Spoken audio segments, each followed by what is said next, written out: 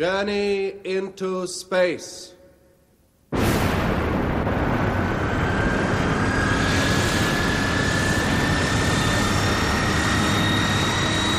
The Return from Mars by Charles Chilton.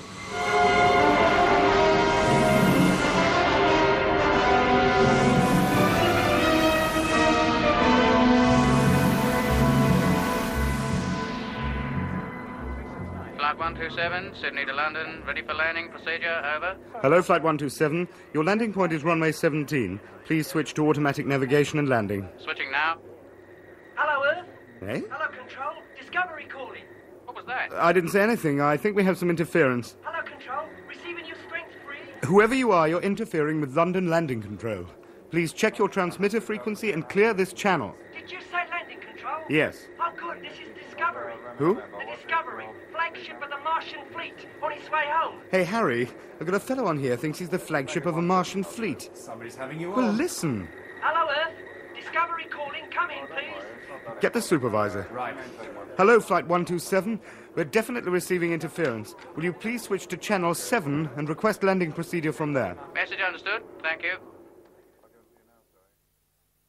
Hello, Discovery. Supervisor, London Centre Air Control calling. Hello, Control. Receiving you strength 4. You've come up on the wrong frequency and are causing serious interference. Will you please retune your transmitter and clear this channel? I'll be delighted if you can tell me which frequency to tune to. Your allocated control frequency. I've done that. Tried to raise them for 2 days. No reply. 2 days? Which control centre were you calling? Horseshoe Range, Northern Territory, Australia. Australia? Are you sure? That's the one I always use. Hang on, I'll check the station lists.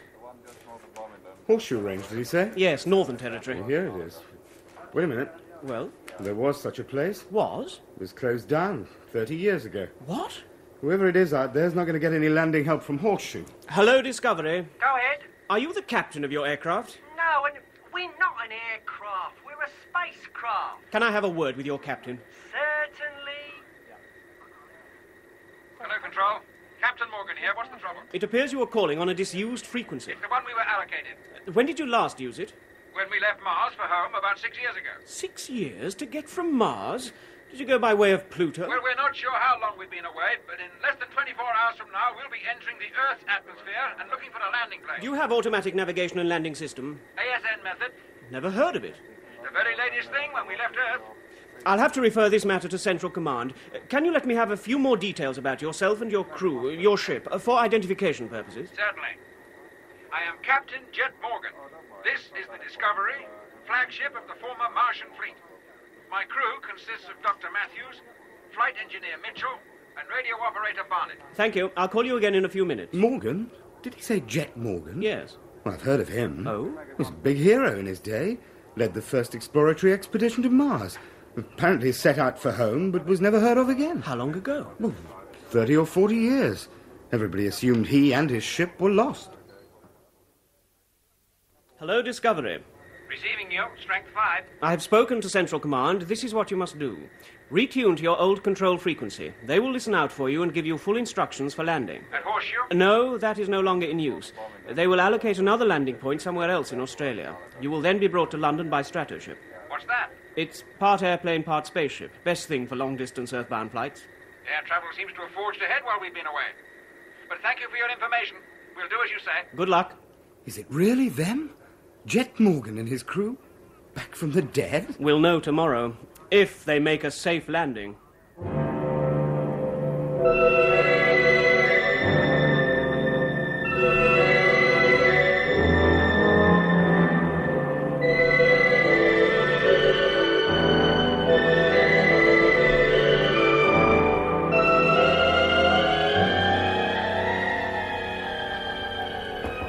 Come in. Commander Nichols. Ah, at last. Are you Captain Morgan? That's right. These are the members of my crew. How do you do? How do you do, sir? Sit down, gentlemen. I've been sent by Space HQ to ask you a few questions. There are a few we'd like to ask you. Like, why have we been kept shut up? Yeah, and why we're not allowed to contact our families. Well, under the circumstances, we thought it best to keep a tight security check on all your movements until we'd clarified a few things. Such as? Since you touched down, we've had a chance to consult the records about your trips to Mars. When you failed to return from the second trip, it was presumed that the Discovery and all aboard were lost. Well, for a time we were. Oh? Whereabouts? We can't be sure. How long were you away? 6 or 7 years, including the time taken to return from Mars to Earth, we believe. You seem rather vague as to time. Yes. Why? Well, after we landed on Mars, we spent a few months on and around the planet until the invasion threat was neutralized and then set out for home. That's right. It was then we got lost, confused, not only as to our physical position in space, but as to our awareness of time. A very critical loss to an astronaut. Exactly. We flew that ship home by the seat of our pants, putting our faith in control to bring us down safely. Which leads to the very serious question as to why, when we needed the most, Control decided to abandon us. Horseshoe, like everybody else, had given you up for lost. But the Australian space program was scheduled to operate for 20 years. It did operate for 20 years. Huh? At the end of that time, a new space operations site was opened on the Barclay Plateau. I'm sorry, Commander, I don't follow you. Captain Morgan, can you tell me what year this is? Oh, not to the precise day or week. Or even which century? I don't really understand the question, but the 20th century, of course. No. This is the year 2026. 2026? It's the time warp. We didn't travel far enough. We've arrived back in the 21st century instead of the 20th. All I know is you suddenly appear on the main control frequency claiming to be Jet Morgan and crew of the Discovery decades after you were officially presumed lost. But I am Jet Morgan. This is my crew. Yes, I must say you look like the men you claim to be and hardly a day older, judging from the photographs in the records office. But the fact is, gentlemen, you have been out of touch with Earth for nearly half a lifetime. Blimey. Suppose you tell me all that happened since you left Mars in whenever it was. Well, all that took place up to the time we frustrated the Martians' attempted invasion must be on record at HQ. We transmitted the whole story. That's right, but what happened after that? I'll get my diary. It's all in there.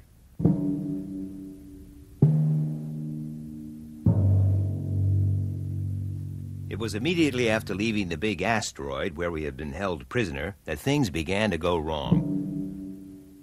We were about to take off for the 8-month journey home. Everybody ready? Mitch? All set. Number 1 gyro. Number 1. Number 2. Number 2. Stand by for takeoff. Don't overdo it, Jet. The gravity pull of this asteroid's virtually nil. Just a short burst in 5 seconds from now. 4, 3, 2, 1.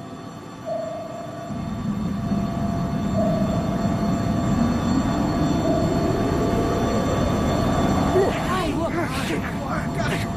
Blimey, what happened? Thrust is too strong. Speed, Mitch. Mark 2. Already? Like being shot out of a gun. Cut motor. You're darn right.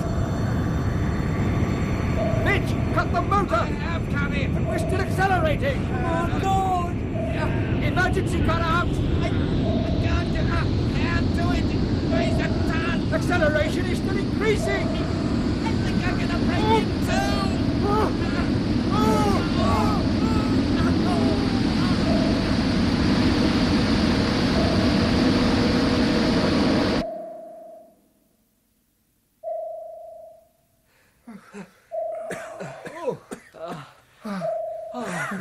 Oh, thank goodness. 1 minute, I felt like I made the barn, and the next time it's light as a feather. Are you all right, Lemmy? Yeah, I think I'm going to be sick. Doc, Mitch? Yeah, I think so. Real crook me. I thought we'd never stop. We must have reached an unheard of speed. And used up every drop of fuel. Speed and fuel meters have been knocked out of action. The televiewer's still working. Then let's have a picture, Lemmy. Rear view. Coming up. That's odd. No good. Picture's all right, but it's the wrong one. Hey? Should be showing the asteroid we just left. There's nothing on the screen but stars. And we should see Mars. Should almost fill the screen. Let's take a look forward. Forward, televiewer. Good grief, what's that? Must be the Earth. It is the Earth, and so close. No, it's the wrong colour. Is the radar working? Think so? Yeah. Then we'd better start taking some readings.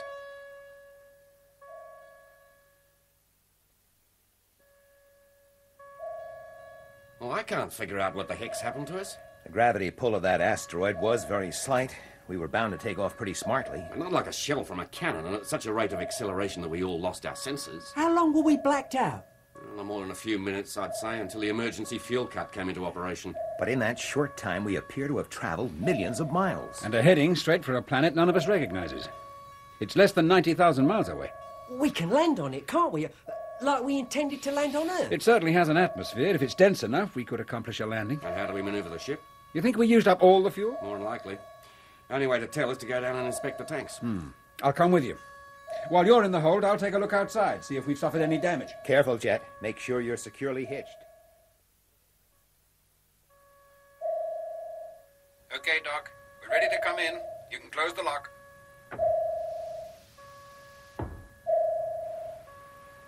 Well, how was it? Fine. No damage whatsoever. And the motors? Bit warm, but okay. How about fuel? Enough to make a landing. The fuel cut must have operated very snappily. But we still went on accelerating. Possibly. I can't be sure. I'd lost all interest by then. Well, what's the matter? We're awake now, and we've less than 24 hours to plan and make a landing on that globe. The question is where to land. Doc, while Mitch and I figure out the landing procedure, you survey that planet. Study its surface, work out its daily rotation period, where the flattest ground is and where the best weather's likely to be. Right. And Lemmy? Yes, Chet? Stay on the radar.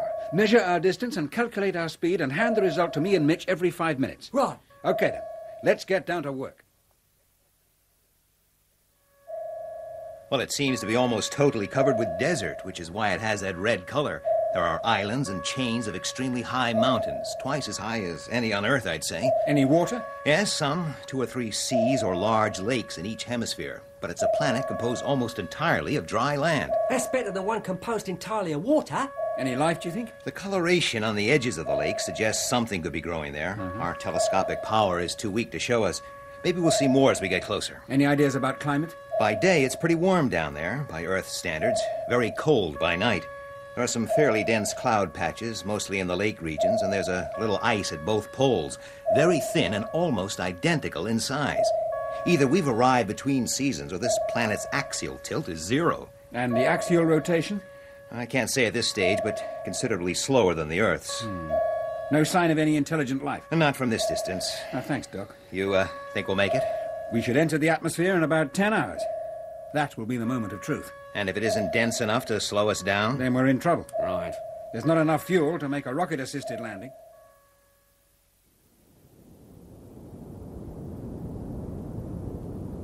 Over daylight once more.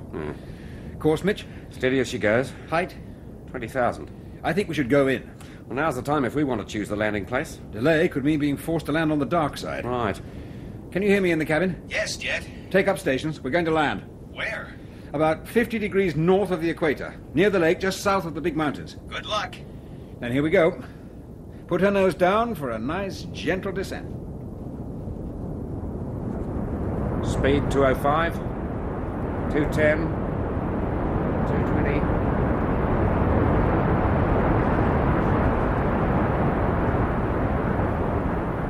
Height? 2,500. We're too low.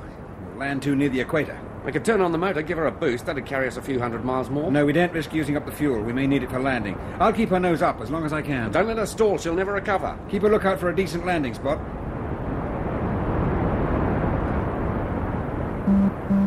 There's the stall warning. I can hear it. Height 1,200. If the ground's soft, we'll tip up on our nose for sure. Pancake landing's the only answer. Height 1,000 exactly. Speed 180. Nose down. Speed 190. Height 800. 700. 600. 500. 400. Leveling out. 300. Now. Blimey, that turned my stomach right over. 200. Landing imminent. 100. 90. 80. 70. 60. Touching down. Retrograde now. 30. 20. Cut!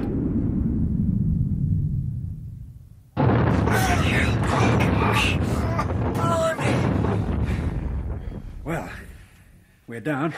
With a heavy list to start. Yeah, sorry about that. Is the ship damaged? If it is, it'll be the undercarriage. Well, at least the airlock's working. You all right in here? Yeah, Well, except for the sloping floor. Yeah. Well, undo your harness and stow your couches. We'll carry out an inspection of all equipment. Does that include the radio? Of course, why not? Well, I don't see how anyone would be calling us in this place. There was no sign of intelligent life on any part of this planet that I saw. Maybe, but all parts of the ship should be in full working order. Right. So we'll check the radio, and we'll keep a listening out watch from time to time. Well, there doesn't seem to be any internal damage. How about outside? 2 will go. We'll draw lots. They will test the atmosphere, find out why we have this list. Well, here are the straws. Draw Right. 1 each. 2 short ones go. Yeah. It's me and Lemmy. Just my luck. Come on, get your suit on. The sooner we get it over, the better. Hello, Doc? How you doing? We've just touched down. Good. Come forward a bit so we can see you on the televiewer. What's the ground like? Soft, sandy, just like an Earth desert. But a lot redder and nothing but sand. As far as you can see, it's nothing growing. No, too dry for that. What about the temperature? 24, 25 degrees. Quite safe to take our helmets off, I think. What do you see, Mitch? I've gone round 360 degrees, nothing but sand on the peaks of tall mountains showing above the horizon. Not a thing moving. Okay, Doc. You can take your helmets off, one at a time. That's nice. Oh, yeah. Lovely fresh air. But ain't that sun hot? It must be real warm here during the day. And we thought this would be the cool of the evening. Can you make it to the starboard side? Oh, sure. Round you go, then.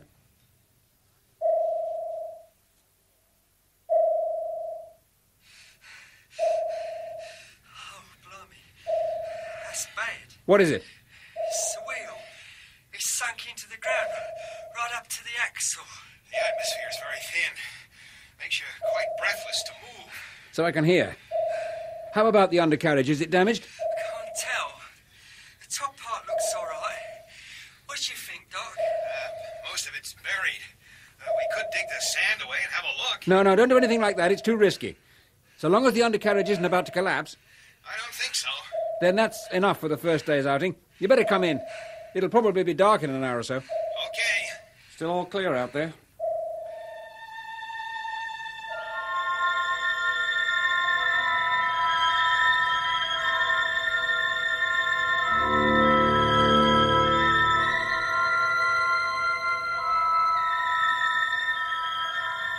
Hey, Jack. Something wrong? Well, yeah. And then no. What is it? It's not on the ground. It's in the sky. Where? The stars. Stars.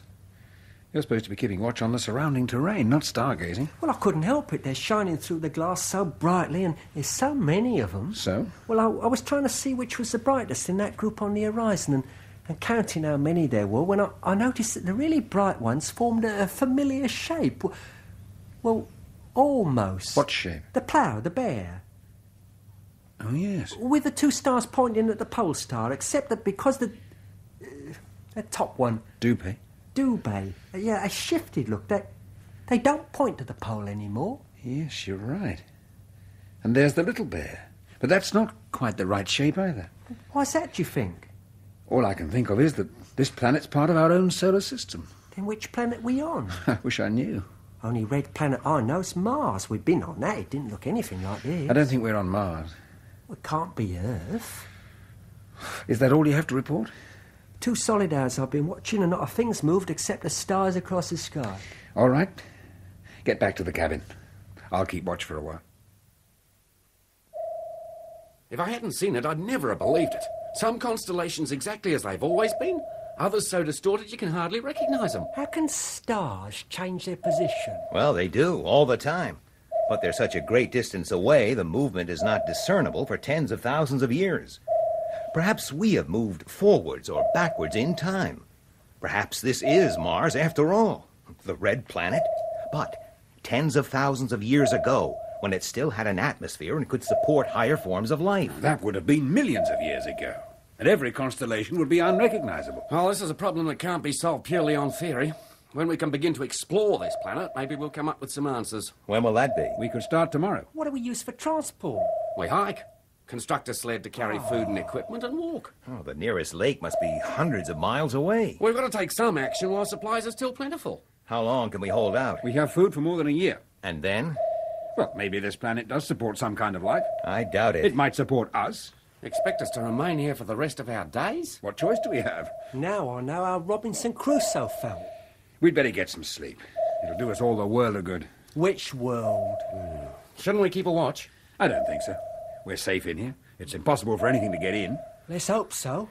Even if there was anything, which I doubt very much. I have a feeling that this is a totally empty world with no living creatures on it but ourselves. We must conserve energy. The batteries won't last forever. We don't want to die in here because we suddenly find there's no longer any power left to open the outer door. All airlocks except the outer one will remain open and not be used. All lights and equipment except absolutely essential ones will be extinguished.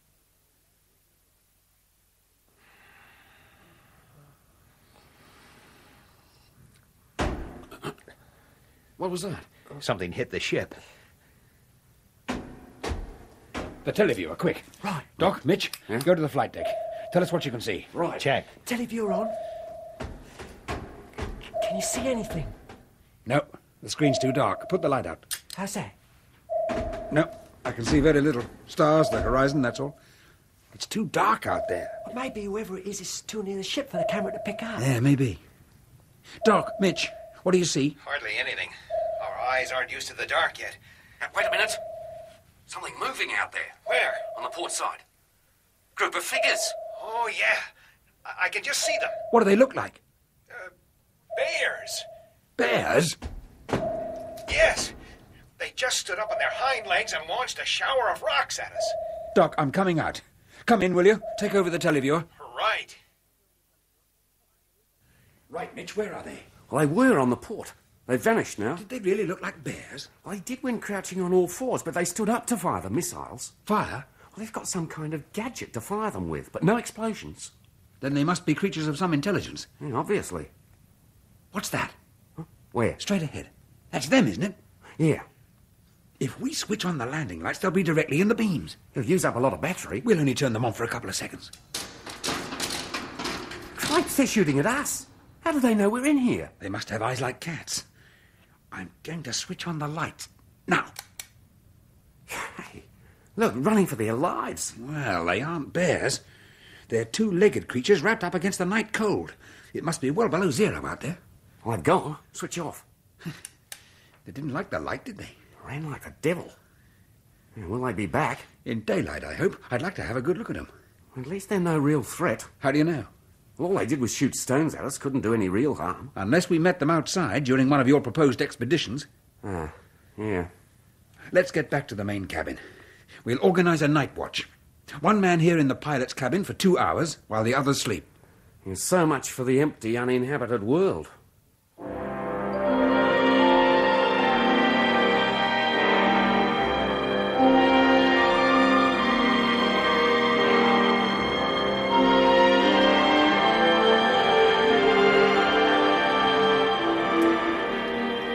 When you've finished your breakfast, Doc, you can relieve Lemmy in the pilot's cabin. Yes, Jet. You find you get very hungry, I do. Like I haven't eaten for a week. Well, it was a long night. Yeah, longer than Earth. What time do your watches say? Mine's gone completely haywire. Well, they're still keeping Earth time and racing ahead. I doubt whether we can slow them down enough to keep the correct time here. Maybe we can get the ship's clock to go slowly enough.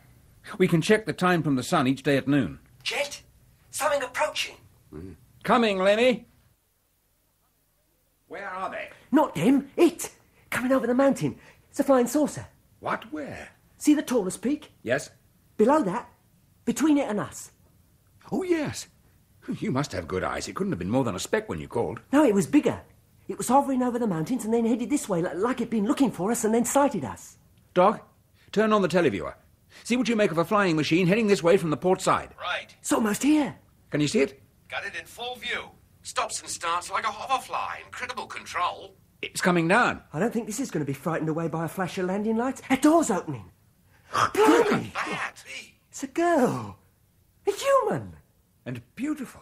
Why is she dressed like an ancient Greek? Not exactly like an ancient Greek, but I see what you mean. She can see us. What's she doing? Pointing to her wrist, then her ear, trying to convey something. Let's see what the others think. I've never seen anything like it. Perfect. I think she wants to talk to us. Oh, I know what she wants. The radio turned on. Wahoo! Freeway Rome! Freeway Noro! Yeah, what did I tell you? Hello, young lady. What do you want then? Wahoo! We're not con cross dome! What's she say? Freeway Otasbo! That's more double than Dutch. Casas Pros! She wants us to go outside. Eh?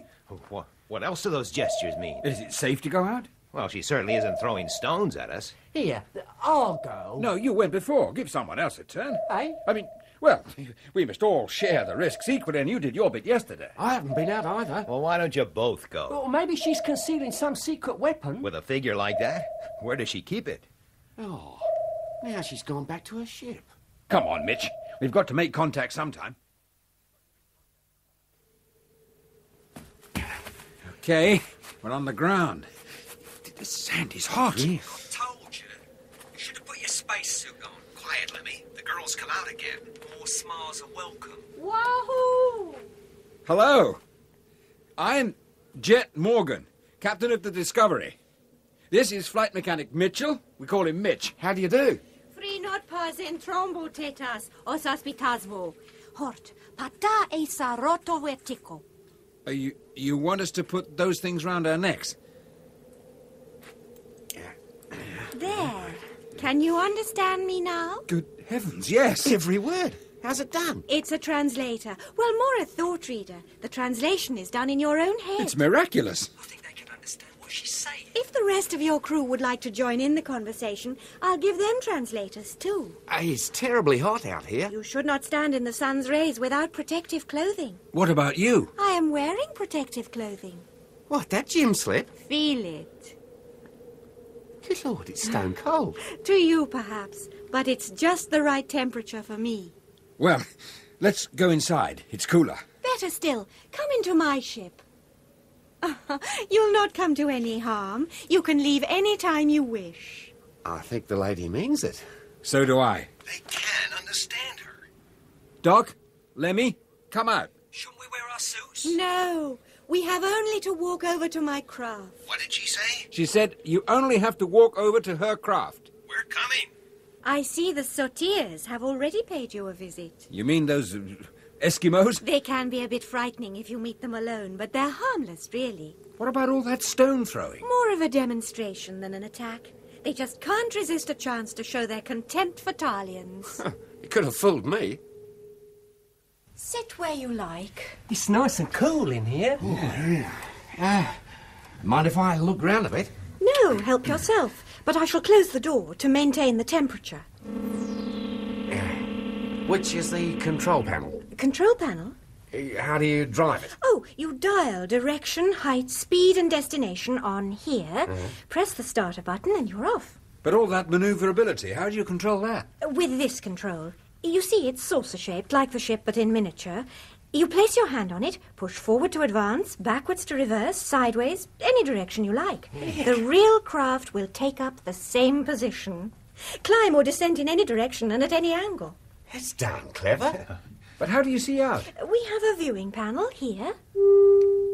It gives a 90-degree view of outside. The camera is set in the roof and can rotate full circle as fast or as slow as you need. Look at that. And what's this screen? Oh, that's for view directly below. It's a remarkable piece of engineering. It's so simple. In operation, that is. Is there anything else you'd like to inspect? No, thank you. You've been very patient. Well, then, now that we're all safely inside, I must tell you that I am Cassia, and I have been sent to bring you to Talia. Where's that? Some 400 miles north of here. It's the city in which I live. And what about the Sotiers? They live quite apart and separate from us. Talia offers you a comfortable place to live, sufficient food and clothing, total protection from the climate. Are all the girls in Talia as beautiful as you? Yes. Then we shall come to Talia. Yeah. How long will it take us to get there? About 15 minutes. Sit well back in your seats. Blimey. Here, wait a minute. What's wrong? 1,600 miles an hour and no one driving? We're on automatic drive. Yeah, but suppose we meet Hill or another ship or something. We will avoid it. There is no danger. Well, if you say so. When we landed on this planet, it seemed completely devoid of life. It almost is. When we first saw it, we thought it was Earth. Is that where you were from, Earth? What do you call this planet? Tribos. It means third. We are the third planet from the sun. So is Earth. Oh, how many planets encircle your sun altogether? 9. We have 12. Whereabouts in the galaxy is your system located? We have no idea. But 2 days ago, or what seemed like 2 days ago, we were in it, going back home from Mars. That's the 4th planet from the sun. How we came to land in this place is a mystery. It was our fault. We apologize. Your fault? What had you to do with it? It was the Space Travel Research Center, trying to recover one of their ships. It was a great surprise to them when you turned up. We didn't take it lightly. Somehow, from somewhere, you entered the recovery field just as they recalled our ship from Neptha. Where's Neptha? It's a small planet situated on the extreme edge of our solar system, 6,000 million miles from the sun.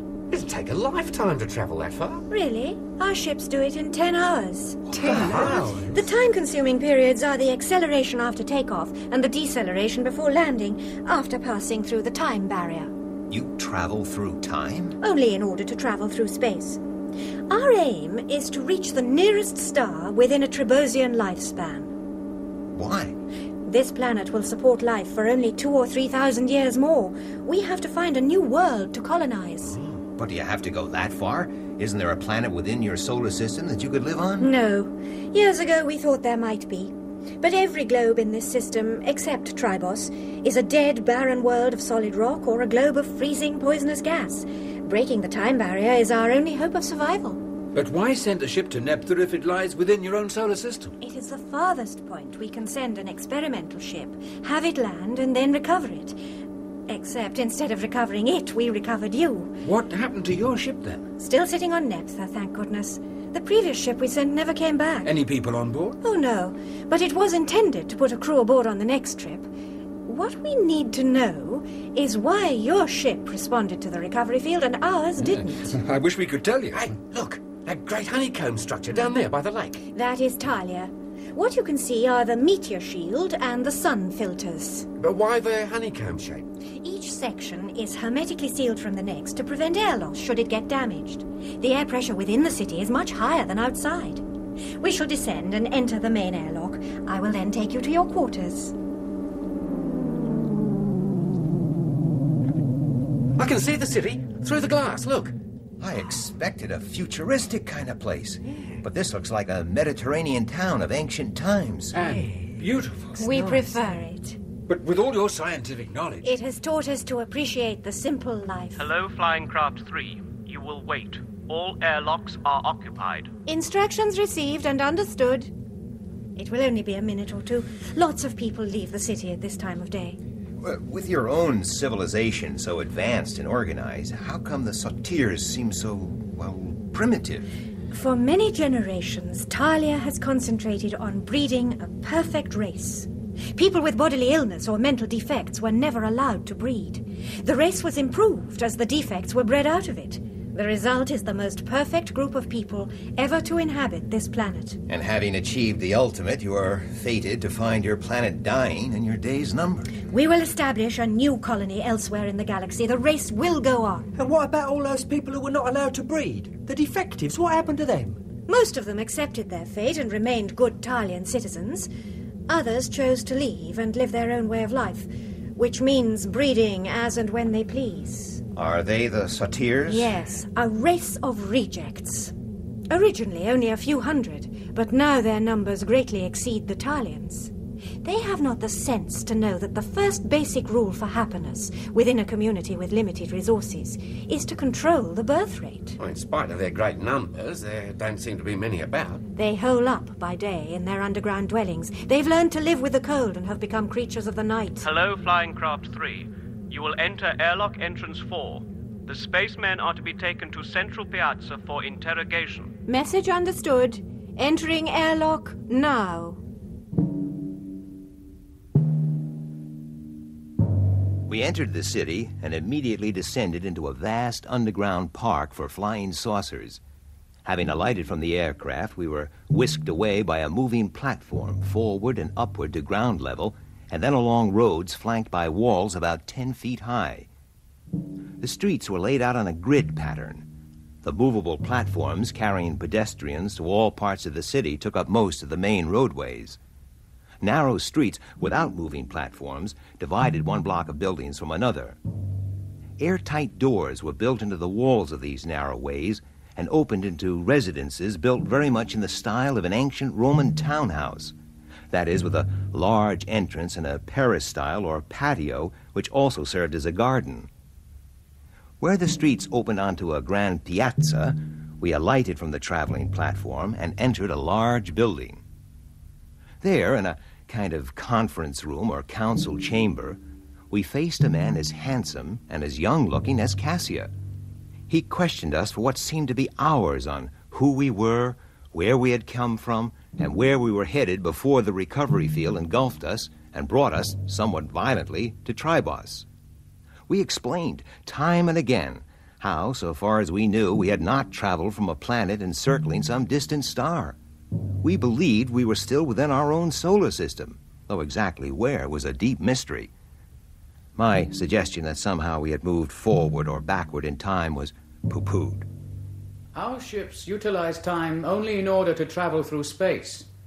The movement is sideways, not forwards or backwards. You must have traveled here from the region of Neptha.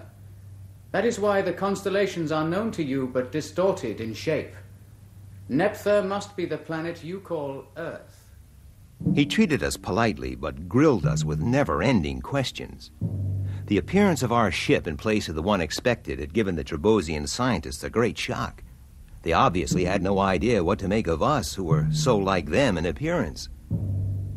Long before the interview was over, we were feeling exhausted, though neither Cassia nor our interrogator showed the least sign of tiredness.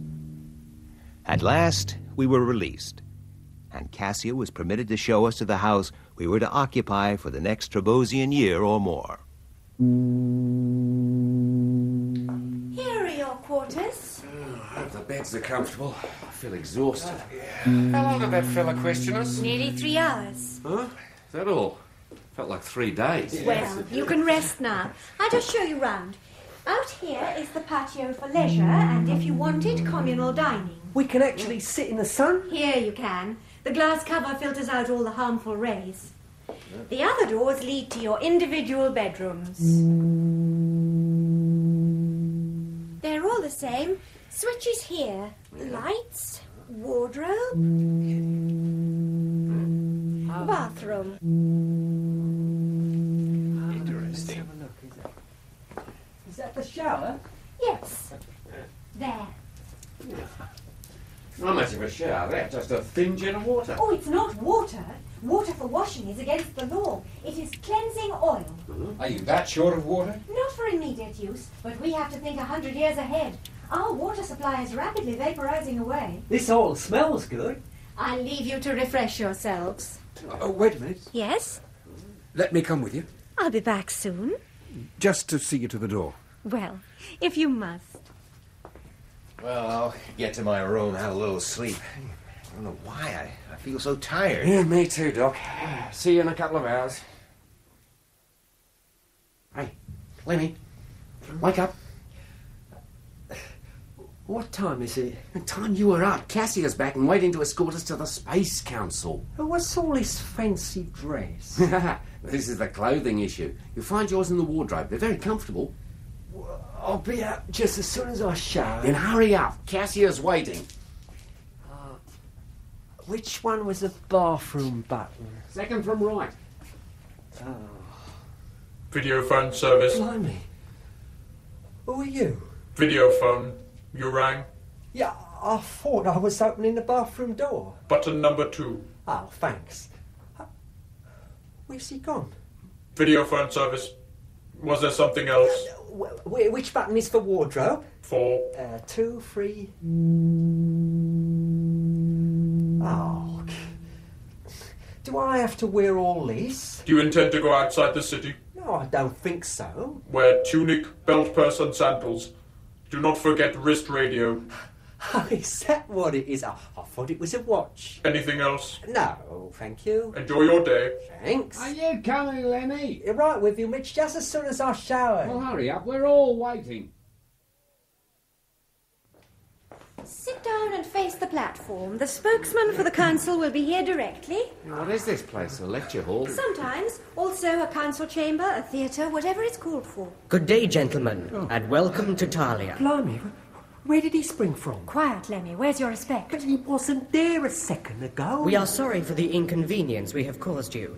We were expecting our own ship to arrive, not yours. It is still standing on Neptha. Did you see it? We've never been to Neptha. How else could you have been caught up in our recovering field? I wish I knew. After takeoff, we just kept accelerating. That's right. So fast until we lost all consciousness.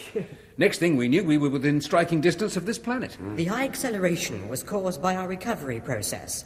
By some extraordinarily remote chance, you took off at the identical moment we energized the field. You reached almost the speed of light, broke through the time-space barrier, left your own planet, and appeared on ours.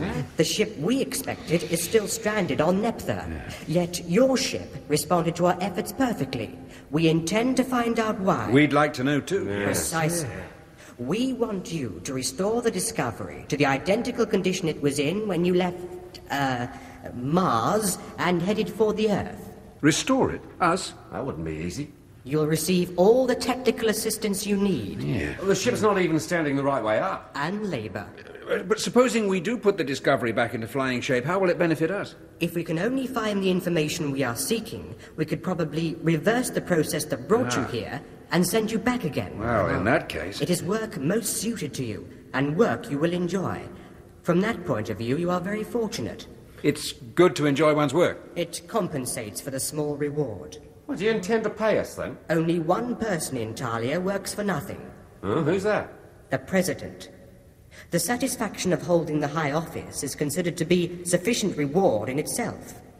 On the other hand, whereas no one is allowed to work without reward, neither is anyone allowed reward without work. What about the sick? There are no sick. The old, then?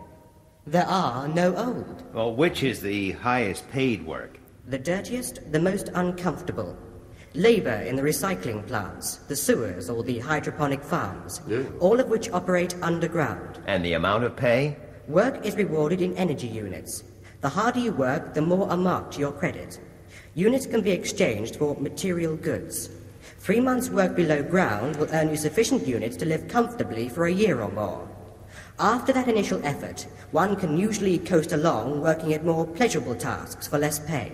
You expect us to abide by this custom? Of course. So long as you remain in Talia, you will be subject to all its laws and will devote your lives and dedicate your work to its benefit. And how much reward can we expect from working on the Discovery? Very little, I'm afraid. Such work is placed high in the satisfaction category, and therefore yields very little material return. But we will have to pay for the place we live in, food, all that? Yes. So we can't start work on the ship until we've earned our basic keep. We require you to begin work immediately. But 3 of you will work on the ship. The 4th will take up some employment and earn the bodily needs and comforts of the others. You start tomorrow. Transport to the site will be supplied and will leave at daybreak. Inform your guide of any difficulties. She is there to assist you. Yes. Thank you, gentlemen, and good work. What? He's gone. As quick as he came. The interview is over. He looked so real. What we saw was a picture. He was in another part of the city. We must leave now. I'll escort you back to your house. Did he mean what he said about dividing the work between us? Oh, yes. You would not remain here long if you worked only at the things you enjoyed. One of you will have to earn sufficient units for all. Well, don't all look at me. The radio needs refitting too. Yes, Lemmy, but it's the least important. And it can be left till last. So while you lot are enjoying yourselves, I'll go work in the salt mine. As soon as we've made sufficient progress for you to start on the radio, one of us will take your place. I suppose we got to do what that geezer says. Yes. Of course. Well, I mean, we could refuse, couldn't we? Yes, but you would have to leave Talia and be banned from entering it or any Trebosian city again. Isn't there somewhere else for us to go? Oh, yes, the planet is large. There's plenty of room. But very inhospitable. Very. And no Cassia to look after us. No. We shall stay here. Does that answer all your questions, Lemmy? Yeah. Good. Now you get a little rest. We'll prepare a nice dinner for you. Oh, thanks. Chin up, Lemmy. Yeah, it's easy to say chin up. Chin up already. Video phone service. Yeah, you got an employment office? What kind of employment are you seeking? The kind that pays the biggest wages. I've got 3 dependents to keep. You will have to work hard and long to support 3. Oh, I know. For employment department, you take the red track to the Piazza of Sciences. Change for the blue track to the Piazza of Occupations. There you will be allocated work. Thanks. And given your protective clothing. Hey? Do not forget your wrist radio. Yeah, I wouldn't mind having your job. That seems nice and cushy. Nobody can have my job. I do not exist. What? I am only a computer, programmed to answer countless questions. You're not a real man? An image on a screen. I can assume any shape you wish. All right, be a monkey. What is a monkey? I am not programmed for monkeys. Oh, well, a sot here then.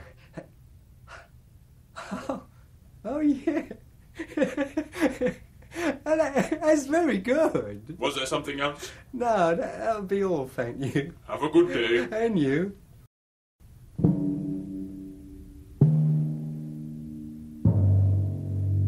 And so the 3 of us began the long, slow work of restoring the Discovery to its takeoff condition. The scientific accomplishments of the Trebosians was almost beyond belief. The electronic tools, the scanning, probing, and means of detection showed up faults and weaknesses in an instant. Robot-like machines did the hard labor. Yet in spite of all the intellectual and physical help, it was a slow process, and tiring, as the Trebosian day was so much longer than that of Earth.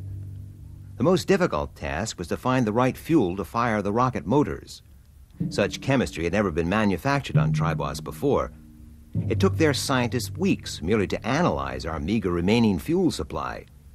Then they had to find a way to manufacture it in sufficient quantities to fill the ship's tanks. More than 6 Trebosian months of work lay before us.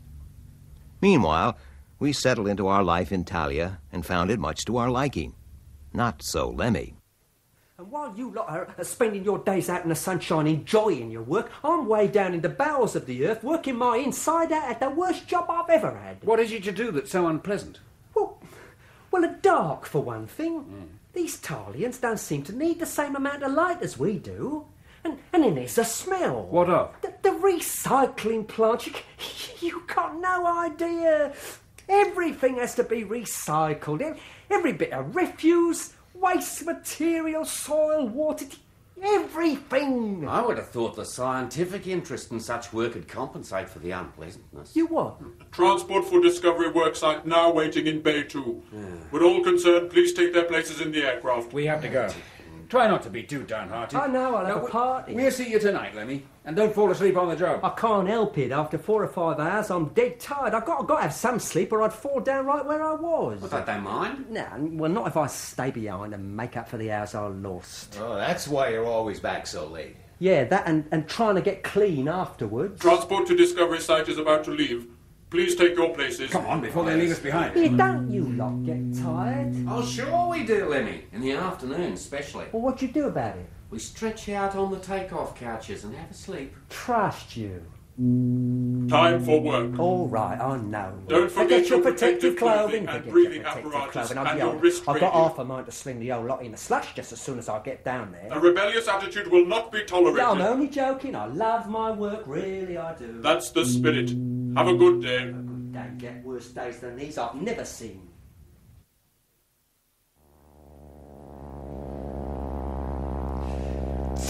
Oh, God, blimey, I can smell it already, and it must be at least half a mile away. Calling recycling operator number 14. Oh, hell.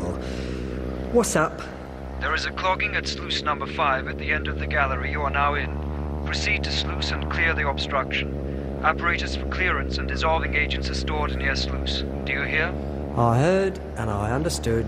Please report back when task is completed. Right.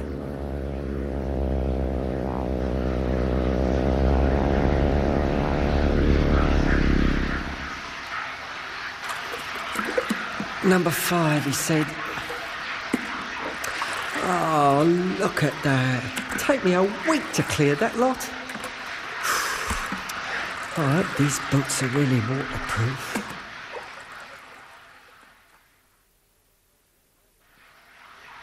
Hello, recycling unit, operator number 14 calling. recycling direction. Yeah, I've worked for a good hour trying to clear that sluice. The solid matter's breaking up, but the water doesn't flow. I think a pump has failed.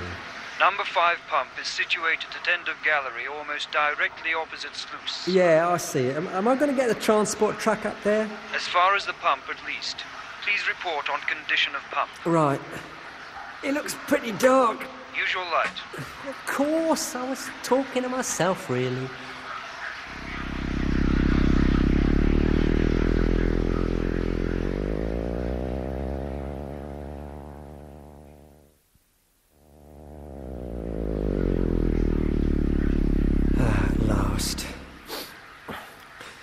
I'm at the pump. Is a red light glowing? Yeah. Press the green button next to it.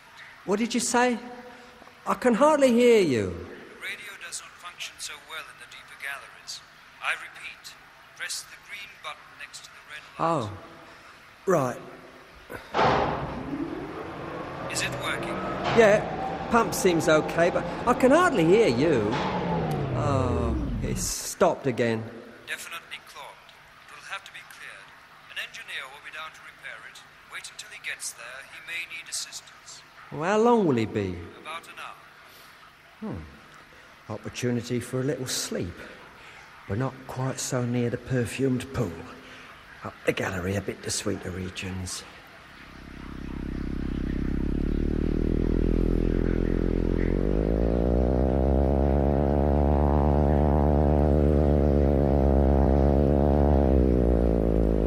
Yeah, this is far enough. Get lost if I'm not careful. Now. This seems a good place.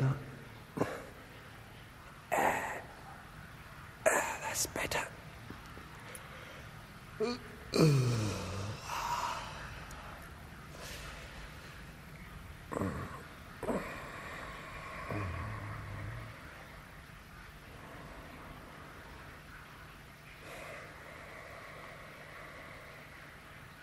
Ash Allah.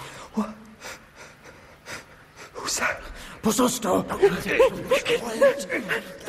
The light! Don't take my light. It's dark. No, what are you doing? Help! Operator 14 calling radio direction. Help! Oh, blimey. There's a whole crowd of them. I should be killed. Hello. You speak English? No, I have a translator. One of the few Satirs that have. Who are you? There's no need to be afraid. We only want to talk to you. Find out who you are, where you came from, what you're doing here. I was trying to unlock a sluice pump in the recycling plant. Oh, we know that. We ruined the pump. You? We knew you'd be along to inspect it. You were waiting for me? For some time. Been watching you from the shadows. We see much better in the dark than you. And you deliberately fouled up the pump? A way of getting you to enter a low, narrow gallery where radio reception is bad. They won't expect to hear from you because you were patiently waiting for an engineer to arrive. Oh. The night you arrived, we paid you a visit. Oh, were you those bears who threw stones at us? It was our young people, showing their contempt for Talians. They sometimes get so angry it's difficult to control them.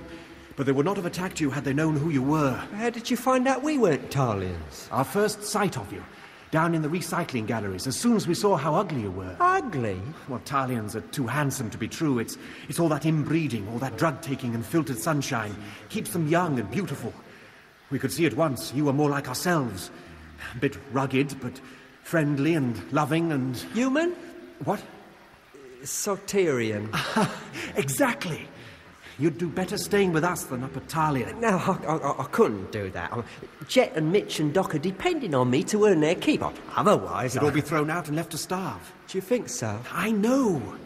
All these people you see here, well, they have all been rejected from Talia or are descended from people who have. Some for the smallest misdemeanors. Such as? Refusing to conform, like me. What did you do? I allowed the woman I loved to bear me a child. And they threw you out for that? No one is allowed to bear children without permission. Where's your wife and child now? I never heard what happened to my wife. My child was reared as a Talian and is a true one for all I know. I've never seen her since the day she was born. But tell us about you, where you come from, what your world is like, how you got here. So I work here in the sewage plant while Jet and the others are getting a discovery ready. We hope that the Talians will be able to reverse the recovery process and send us back home. Be careful. Once you have ceased to be useful, you may find yourselves in quite another situation. But they promise. Promises count for very little with Talians. The needs of science and the state count above all else. But perhaps they can't do it. Oh, yes. They are sure that provided they can get their time warp travel apparatus to work, the Discovery will crash through the barrier back to where it came from, and anybody on board will go back with her. To Mars? Well, they think you came from Neptha. Oh, no, Mars. Well, more exactly from a position between Mars and Earth. We was travelling from one to the other at the time. Well, if the experiment works and your ship did go back to Mars, it would be lost so far as Tribos is concerned. Yeah. So my advice is, be on it when it leaves. You will get only one chance. Hey, how do you know all this? Not all Talians are purebred. Some of them still carry feelings of compassion for their fellow beings. Sometimes they visit us, bring us news, information on the latest Trebosian scientific developments. Or sometimes they smuggle out bits of apparatus that will make life more comfortable down here under the earth, or will keep us warm on the surface at night. Blimey, that's a risky business, isn't it? I mean, smuggling things out, I mean. We have nothing to do with their major projects, though we do receive copies of all the reports on them, and of the archaeological excavations taking place north of Talia. What do you want those for? Well, history digs are our speciality. It's not surprising, seeing that we live among the very artifacts and remains that the Talians are busily digging down into. Well, that's a new approach. Did you learn much from them? Among other things, we have learned the reason why this world is losing its atmosphere and is rapidly turning into a planetary desert. Ah? It was the fault of our common ancestors. Ours, the Talians, and yours. Mine? Well, your descendants, strictly speaking. But from where we stand at present, they are our ancestors. I don't quite understand. The Holocaust. What Holocaust? The one which almost destroyed this planet in one afternoon and sparked off the process by which it is now rapidly approaching its end. I don't know what you're on about. Hello, recycling operator 14. They're calling me. You and your Discovery friends could change the course of time. What? Hello, operator 14. When you get Answer, home, please. Well? Stop the Holocaust. How? And how do you know we'll get home? When the Discovery takes off, be sure to be aboard. When? We will see you are informed. Hello, operator 14. We wish you well. The day you leave, we will be there to wish you luck. Remember, one bold action by you could save the world. Operator 14, why don't you answer? Hello. I can hear you. Where have you been? We've been calling you for some time. Sorry, I must have fallen asleep. And I've lost my lamp. It's totally dark. We are sorry you have waited so long for the sluice engineer. He is now on his way and should be with you in a few minutes. Oh, thank goodness.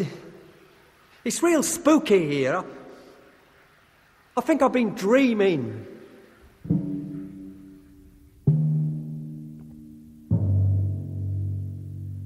The Talians were a handsome, well-mannered, gentle, young-looking people.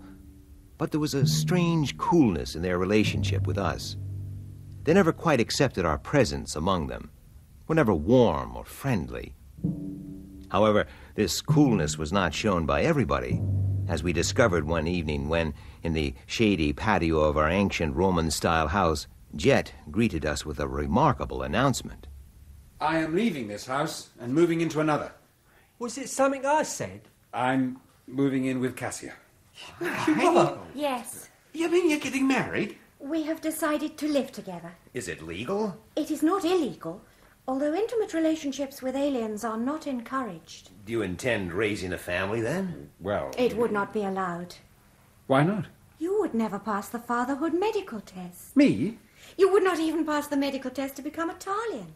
None of you would.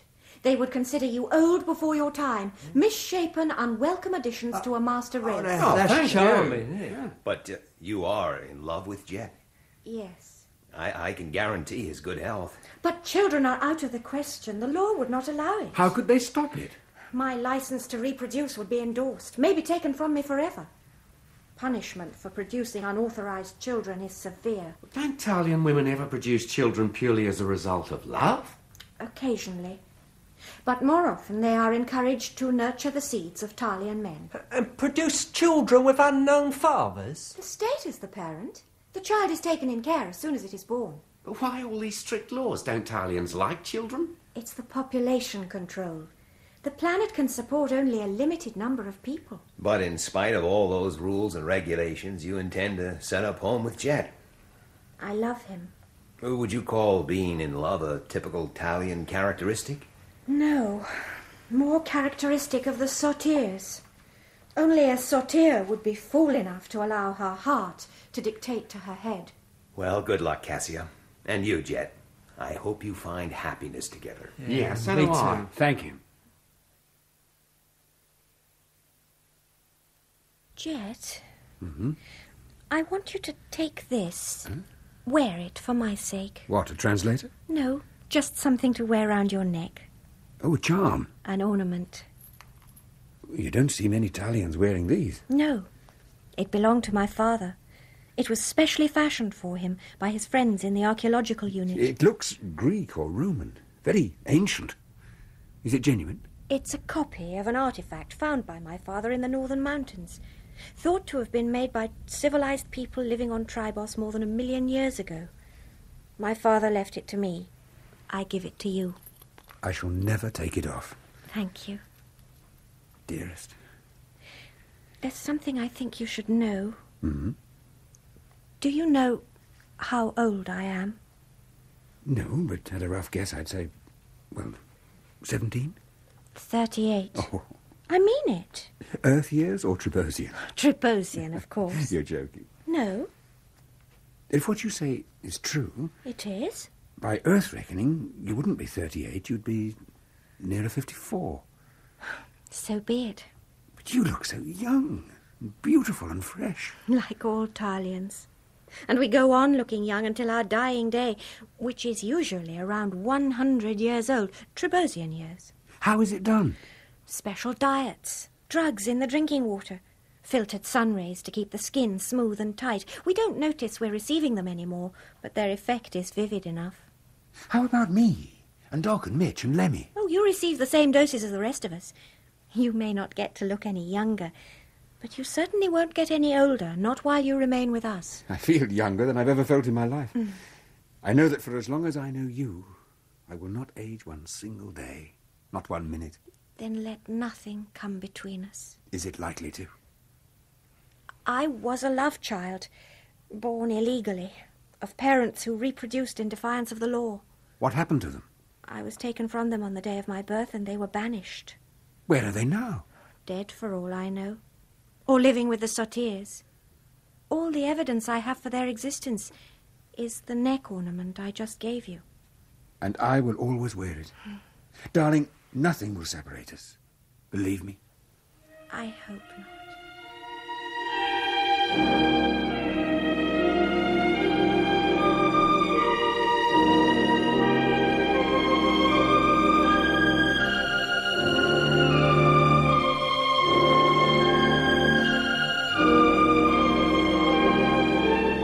Sit down. The Councillor will address you. Good day, gentlemen. Lemuel, I wish he wouldn't appear suddenly like that. Hush, Lemmy. I have summoned you here to thank you for the work you have done on the ship Discovery. It has been examined and found to be in a perfect, if somewhat primitive, condition. That so much space in a vessel should have been given over to carrying fuel astounds us. That one has to destroy the product of a planet in order to manufacture fuel when solar energy is free and unending astounds us even more. But at least the ship is ready for takeoff. We shall be launching it in due course on an experimental flight and recovery test. Meanwhile, on behalf of Talia, we thank you for your efforts. Oh, one moment. You said you thought you could reverse your recovery process and send the Discovery back where it came from. Precisely. Well, will you at least allow us aboard while you make the experiment? It has been decided that, due to the crude design of your ship and the uncertainty of the correct functioning of many of its working parts, this first experimental flight shall be unmanned. Oh, but it has also been decided that as the work on the Discovery is now finished, and as physically you do not come up to the standard required to be Talians, you are no longer allowed to remain in the city. But... Oh, no. Then where will we go? As you have done some service to our state, we have allocated you a dwelling in the region of Campapanine, at the foot of the northern mountains. There you will work at the archaeological site. So long as your work is maintained, so shall your sustenance and other needs. You will be carried to Campapanine tomorrow. The work will be explained by your guide, who, being a full Talian citizen, is permitted to come and go as she pleases. The decision of the council is final and irrevocable. Good day. Oh, he's gone. Banished. And no appeal after all the work we did. Where is Camp Papanine? In the north, rugged country. You've been there before? I worked there as an archaeologist for 2 years before I joined space research. My memories of the place are of short, hot days and long, bitterly cold nights. Oh, no. What will you do, Cassia? Stay here? Oh, of course not. I shall resign from the space department and become an archaeologist again. As the Chancellor said, I am still a Talian citizen. I can come or go as I please.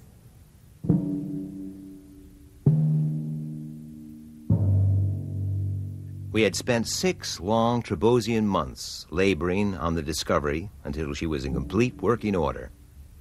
The last we had seen of her, she was standing erect in the desert on her new launching pad, looking like a colossal ancient obelisk. Next day, after we had collected our personal belongings together, we were issued with extra warm clothing and transported to the archaeological village nestling at the foot of the Campanine Mountains. And there we worked, digging up the extremely scanty historical past of Tribos.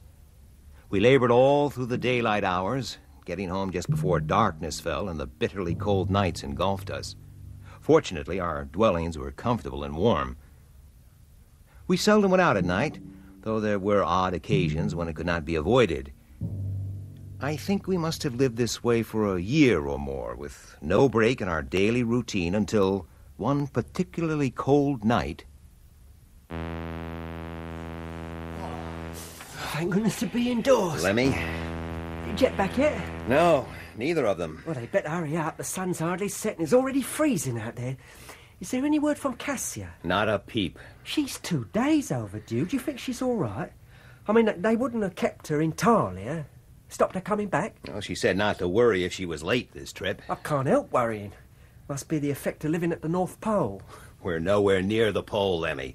48 degrees latitude north of the equator, we figured. Yeah, during the day, I can't believe it. I got quite burned out there this afternoon. Oh, be careful. You're not on Brighton Beach. You could do yourself some serious harm. Oh, it's only for a couple of minutes. Hello, Mitch. Evening, Mitch, have a good day? Oh, yes, thanks, Doc. How about you? Made a couple of interesting finds. Huh? What were they? Bits of pottery. 2 bits. With remnants of figures scored on one side. Looked early Roman or Etruscan in style. Hey. Well, you never handed them in? That could mean trouble. Oh, I handed one in. Thought I'd keep the other for personal study. I can hand it in later. They need never know I've borrowed it. What did the archaeology curator say? He was delighted. Can I have a look, Doc? Yeah, sure, Lemmy. It's in my kit bag over there. Oh, right. Well, he became unusually friendly. Told me quite a lot about the history of this planet. Oh? He reckons that thousands of years ago there was plenty of water, literally oceans of it, and there's good evidence of that. The deep, wide valleys we saw from space are the old seabeds. The lakes are all that's left of the seas. So what happened to it all? Well, they have some fantastic theory about the planet catching fire. How could it do that? I don't know. Neither does he, really. But something happened. The surface of Tribos was so badly scorched it destroyed every living thing on it, except for a few minor patches here and there. Yeah. And in order to survive, life in those places had to go underground. And that meant people. It sounds terrifying. And that's not all. Apparently, the planet's axial tilt shifted to almost upright, and the rotation rate slowed down 3 or 4 times. As a result, the atmosphere heated up and the water and air began to evaporate and to leak away into space. Which is why the atmosphere outside's so thin. Right. And why the days are so long. But what about the Talians and their super civilization? Every person on this planet is descended from those few people left over from the Great Holocaust. They survived by living underground? That's right. Oh. The Sotirs still do. And so did the Talians until about 400 years ago when they built the first plastic protection over their city. That enabled them to live on the surface once more. I must say the archaeological evidence seems to point to a burning of some kind and to some long-forgotten civilizations before that. What could have caused the fire? I don't know. I've seen one of these in a British museum. Huh? It would be a remarkable thing if you have, Lemmy. Oh, there. Oh, is Cassia back yet? No, not yet. She hasn't called? No. I'm sure she'd be back today. Darkness has fallen. It's more likely to be tomorrow. She's never been this late before. Now, don't worry, Jet. Oh, it's cold out there, but beautiful. So many Thank stars. goodness you're all right. You're very late. Why did you come back in the dark? I have news. I couldn't wait. Oh? The Discovery. What about it? They're going to launch it. At long last. Why did they wait so long? They've been perfecting the recovery system. They think they now have it right. When does the launching happen? The day after tomorrow. They aim to send the Discovery via the time warp to Neptha and then bring it back again immediately. A manned flight? No. They've already lost 2 ships. They want to be absolutely sure they can get this one back before they put people on board. This is our chance to get off this planet and home. How? Smuggle ourselves aboard. They said if we simulate the takeoff that brought us here from Mars, it's quite likely that the reverse procedure will take us back again. And if it doesn't? Then we go out to the limits of this solar system, take a free look at Neptha and return. All in the length of a Trebosian afternoon. What happens when we get back? You would be banished from Talia forever. They will not tolerate disobedience. But we've already been banished. Not totally. You're allowed to live and work out here as a special privilege. In return for the work, you receive this house, clothes, food, and me to advise and guide you. You would lose all that. If they threw us out of here, we'd freeze to death. Your only hope would be to join the Sotiers. I think it's all too risky. All the way out to Neptha and back, only to be thrown on the mercy of a lot of, well, trolls. Don't you want to go home? Yes, but... Well, you 3 go. If you think you can get on board without being discovered. 3 is not enough. The ship must have a crew of at least 4. This may be our only opportunity. Do you want to stay here? Well, I don't dislike it here all that much. In fact, I'm beginning to like it rather a lot. You mean you don't want to leave Cassia? She could come with us. Yes. Would you? If you want me to, I'll go anywhere. We need to know the exact time of takeoff. Yeah. Day after tomorrow at dawn. You have all the details? The ship will be fired by remote control from Talia. All you have to do is to be aboard when she takes off. Won't there be any guards? What for? The idea of the experiment is to control the ship from Talia. There's no need to see the ship. It's not intended to view the takeoff from the space center. With nobody inside, how do we get the ladder lowered? We use my saucer. Yeah. Hover in front of the Discovery's entrance and climb aboard. You can open the airlock from outside, can't you? Oh, yes. Then we have no problem. When do we leave? If we get there too early, our presence might be detected. If we leave it too late, the ship could go without us. It will take off the moment the sun appears above the horizon. What's the minimum time you need to be ready? If the ship is on remote control, no more time than it takes to climb aboard. Would 5 minutes be enough? Yes, just about. Very well. The day after tomorrow. Leave here an hour and a half before daybreak.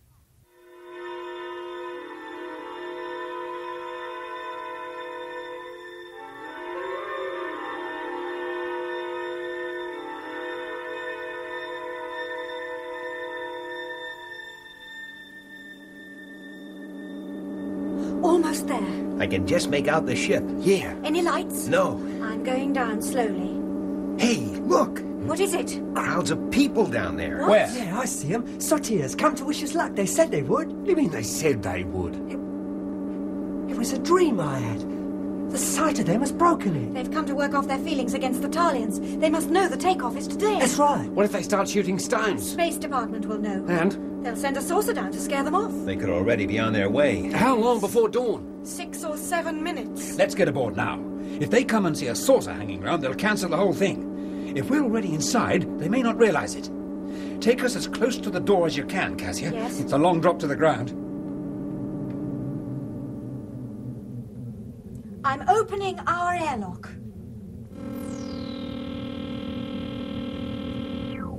I'll go first.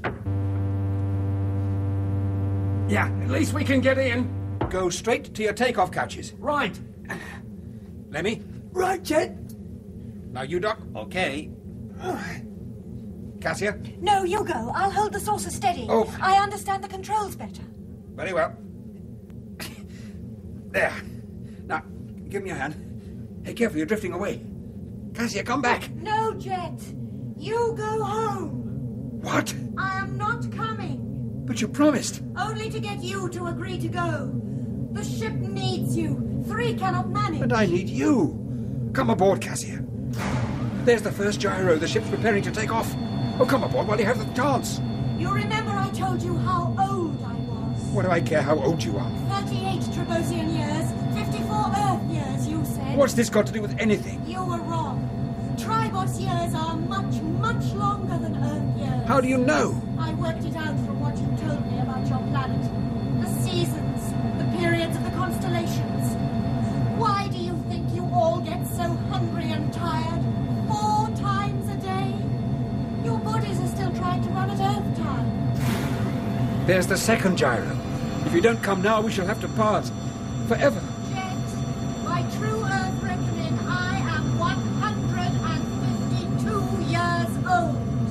God, I don't believe it. I can't. My youth would last no longer than I remain on this planet. No. So you see why I cannot come with you. Yeah, come on, there's little time. No, wait. Cassia, come back. I love you. My heart goes with you. Wear my locket forever, never take it off. God! There's a saucer coming. Lights blazing. Drive the sortiers away. They will see you. I know. What will happen to you? You're a party to our escape. I will be banished. Where will you go? I will join the sortiers. Oh, no, Cassia, come with me. For Pete's sake, Jet, there's only second floor. Shut the door. No, Mitch, don't. I love you, Jet. I would like to come with you, believe me. Think of me as I am. Young and in love with you. 1, 0. There go the motors. Quick, get to your couch before we gain speed.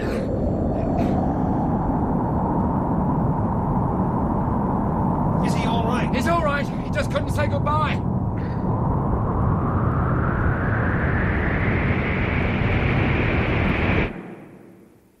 They've cut the motors. We haven't reached escape velocity. We'll drop back to the surface. Jet, do you hear? Yes, I hear. Hello, Discovery. This is Talia. Can you hear me? Hello? Talia calling. Nobody answer. Do they know we're aboard? I can't say. A saucer appeared to drive off the sortiers just before the motors fired. They must have seen Cassia's saucer hovering near the door. But not necessarily have seen you or Mitch. Maybe not. The door was closed and the motor's firing as I was dragging him in. Cassia wouldn't give us away. Hello, Discovery. If there is anybody aboard, it is in your own interest to acknowledge the fact. Then hear this. This experimental flight will continue as planned. We shall proceed to send you to Neptha, bring our own stranded ship back, and leave you on Neptha to fend for yourselves. We will allow you 5 minutes to answer. After that time, if there is no reply, we will assume there is nobody aboard and continue with the flight as scheduled. Switch to manual control. All circuits. Right. Tell if you're on. Now what? We wait. What for? For when they restart their experiment. To send us out to Neptha? We shall feel our speed increase. At that precise moment, we switch on the motors and boost all the power we can out of them. Just like when we left Mars. Yes. Let's hope what happened then happens again. Now, lie still. Watch the speed indicators and be ready to fire the motors at a second's notice.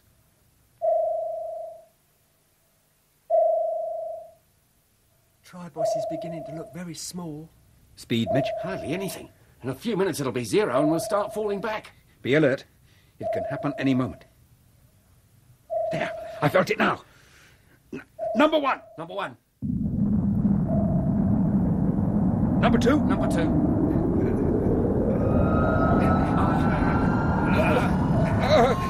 Help me! Agony! Hang on, Lemmy.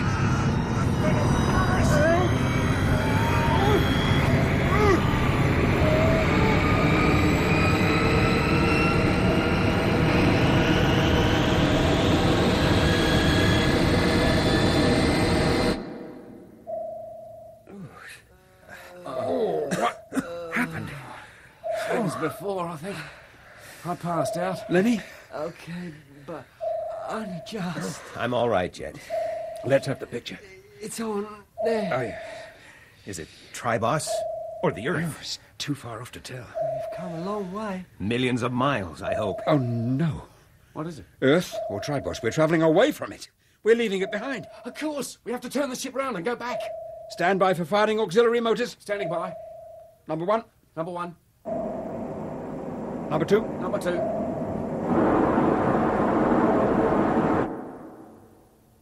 $180.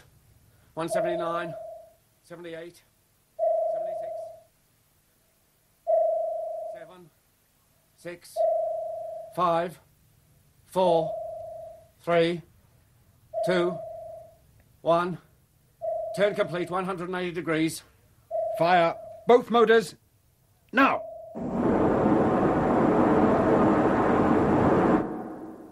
Well, what do you think? Looks pretty red to me. Oh, pale pink. No, Lemmy. Silver and blue. Are you colorblind? Yeah. It's the Earth, all right. How far away? 2 more days and we'll begin to pick out familiar details. We've broken through the time warp. I'd like to see the look on those Talians' faces when that ship turns up from Neptune instead of us. Never mind that. Now get to the radio, call up control, then ask for our correct speed, position, and landing procedure. Won't they be surprised to hear from us after 18 months? Has it been that long? I think so. Well, hasn't it? Well, could be a little longer, depending on the exact length of the Trebosian year. Hello, Control.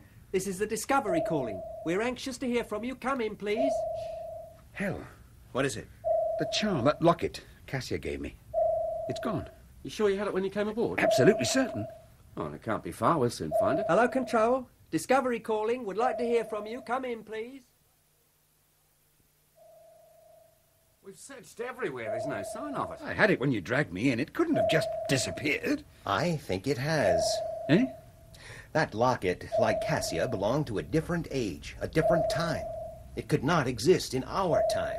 Right. We've left it on the other side of the time warp. I don't quite follow. I mean, when we broke through the time barrier, we actually moved forward, not sideways. We traveled through time, not just through space, as Italians thought we had. How far? Way, way into the future. To a time in which our own period was so remote its very existence had been forgotten. And the locket, never having existed in our time, has disappeared as we came back into it. Seems that way. Well, what about your artifact, the one you found on the archaeological site? Well, here it is. Large as life. Why didn't that disappear? Because it has been on Earth since the beginning of history and had lain buried in the soil for 1,000,000 years until I dug it up. It's as much part of our time as we are, and part of more than 1,000 lifetimes before that and 1,000 ages afterwards. It's the only thing on this ship that belongs both to the past and the future.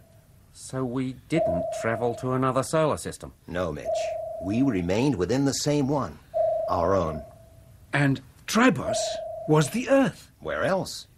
Then all that Cassia said was true about the length of days and her age and so on. How long was the Trebosian day? Well, according to her, 4 times the length of an Earth one. So my estimate of being on the planet for 18 months should really read 6 years. No wonder I was so tired. Why didn't you tell us, Jet? It was too fantastic. I couldn't believe it. Well, like so much on that planet. Not in 1,000,000 years would I have believed it was the Earth. But you do now? Beginning to. Very firmly, yes. Now I know what that geezer meant when he hinted that I was my own ancestor.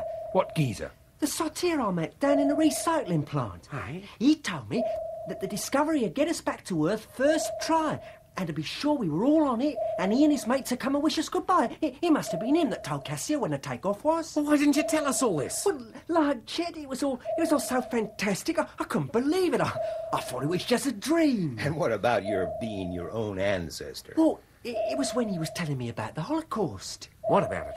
He said the cause of all the trouble in Tribos was the Holocaust, and that when we got back to Earth, we could change the course of time and history by preventing it happening. Huh. Well, if we knew what it was. Some kind of massive explosion, obviously. And it doesn't take much imagination to guess what might cause that. No. Almost burnt life out of existence, shifted the Earth's axial tilt, changed the climate, and caused the leaking away of the atmosphere into space. When we get back to Earth, we must spread the word. Tell the world what we've seen and hope it'll be sufficient warning. And change time and history? That's right. Well, there are one or two things that bother me. What are they? If we can change the course of time and history by stopping the Holocaust, well, doesn't that mean that all or most of what we've seen these last 6 Earth years won't take place? Very likely. Oh. Pity. Why? Well, I kind of like to think that while we were living our period of time, Cassia and the Sotiers were living in theirs, way on ahead there in the future. Quite likely. But if we change the course of time and history, isn't it possible that Cassia and the rest of them will never be born?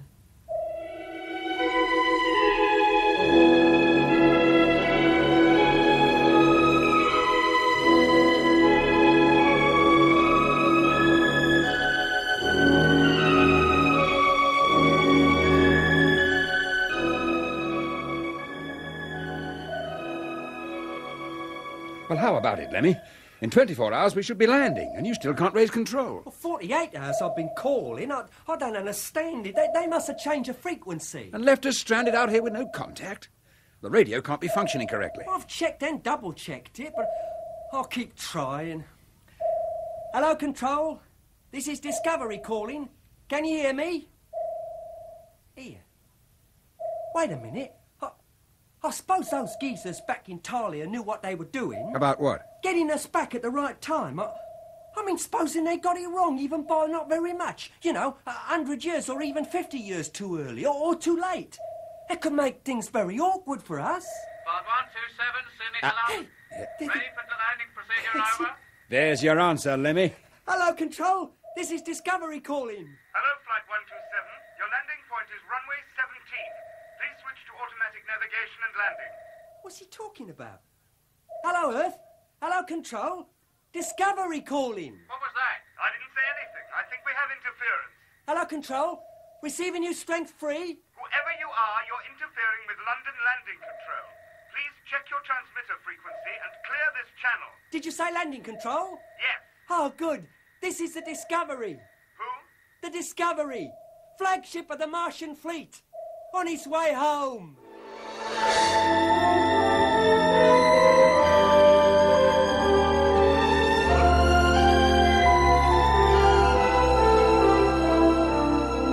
Journey into Space, The Return from Mars, was written by Charles Chilton. John Pullen played Jet Morgan, Anthony Hall, Lemmy, Ed Bishop, Doc, and Nigel Graham, Mitch. Elizabeth Proud was Cassia, and other parts were played by Patrick Barr, David Bradshaw, Graham Faulkner, Stephen Garlick, John McAndrew, Sean Probert, Christopher Scott, and John Webb. Journey into Space was directed by Glyn Dearman.